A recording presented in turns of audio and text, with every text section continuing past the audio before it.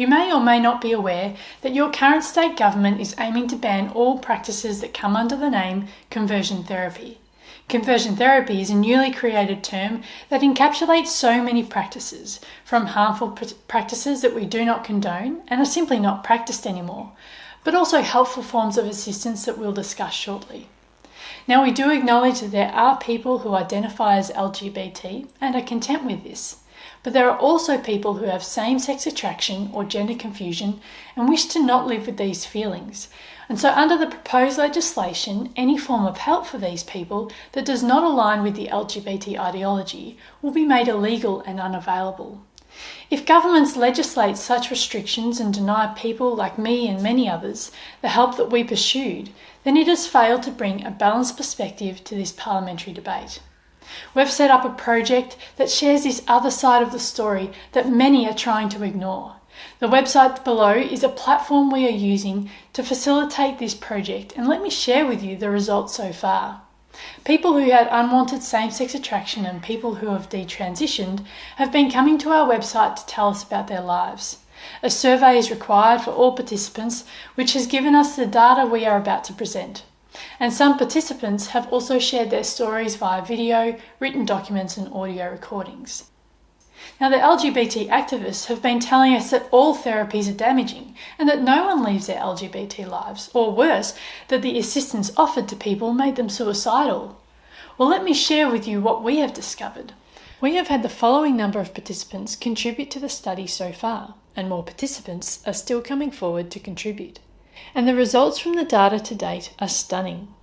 This graph reveals the percentage of participants that either used professional counselling alone, religious counselling alone, or used both professional and religious counselling combined. Most of the participants also specifically reported that prayer support very much assisted them. So over 75% of those who left their LGBT lives used the very counselling that activists are urging the governments to ban. So what benefits did they gain from such counselling? Well, the baseline data shows suicidal ideation, anxiety, and promiscuity were significantly reduced, while self-image, relationships, and physical health have all significantly increased. And of the total participants, most of them are living in heterosexual relationships now, and most detransitioners no longer suffer from gender dysphoria. Now, activists will tell you that people who claim to leave their LGBT lives will always go back to them. But our results reveal that 70% of these people left their lives over 10 years ago, and many of them over 20 or 30 years ago. So these stories have clearly shown that the information that LGBT activists have been feeding the public is not the whole truth. The very counselling that they want banned is actually urgently needed.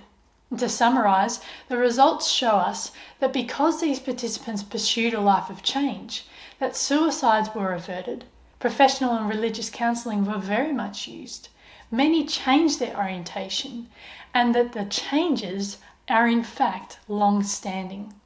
We stand as a testament to the fact that people can and do leave their LGBT lives, and the vast majority don't go back.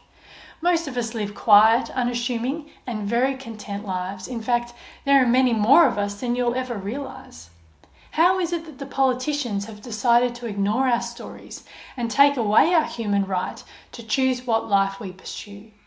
We would ask you to contact your politicians and tell them that it is crucial to keep these forms of help available and accessible to those who seek it. Thank you.